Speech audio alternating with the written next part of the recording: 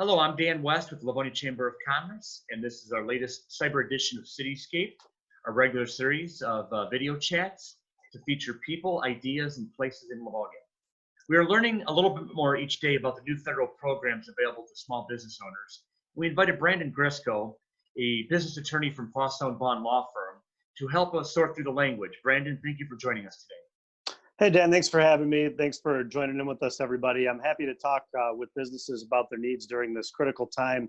And Fausone Bohn stands happy to provide services to small businesses during this time period. But please keep in mind that this is not legal advice.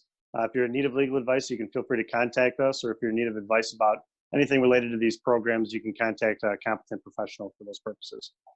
All right, Brandon, thank you for that. I guess it seems that there's two leading programs available to our local small businesses. They are the Payroll or Paycheck Protection Program, also known as PPP, and the Economic Injury Disaster Loan Program, the EIDL. Could you give us a quick overview of each program?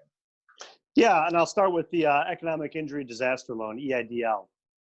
And this is a program available through the Small Business Administration, or SBA.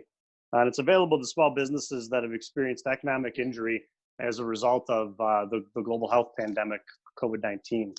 And the EIDL allows for a loan of up to $2 million. And that's going to be at a rate of 3.75% interest for small businesses and 2.75% interest for qualified nonprofits. Your term with that's generally going to be a 30-year term with no prepayment penalty, and some typical loan provisions relating to collateral and personal guarantees and things of that nature will apply. Brandon, is there a grant available for those who apply for the EIHL? So for the EIDL, within about a week or so of applying, some businesses may be eligible for a $10,000 grant through the SBA. Okay. And what do you got on the PPP loan?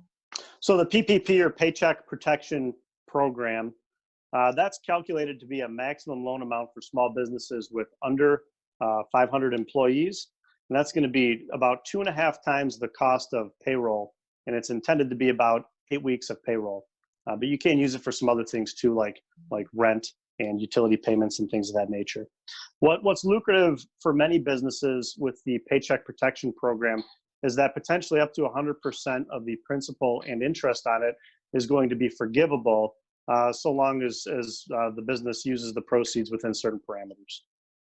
So, how can you gain forgiveness of a PPP loan? So with PPP forgiveness, there's going to be 3 key things to keep in mind. The first is how you spend the money. So with the loan proceeds, it has to be spent on, in order to be forgivable, things like payroll costs, which can include some health insurance premiums, wages, compensation, things like that.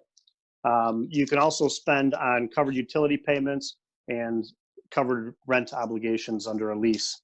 And for those utilities and rental obligations, they have to be an obligation existing prior to February 15th of this year.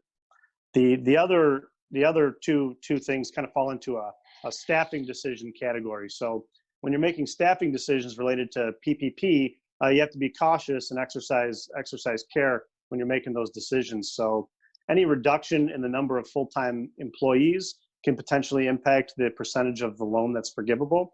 And salary and compensation reductions or pay cuts in excess of 25% is also going to potentially impact the amount of loan forgiveness that you receive. How can people apply for these loans, Brandon? So to find out more information, people can go to sba.gov or contact their SBA-approved lender.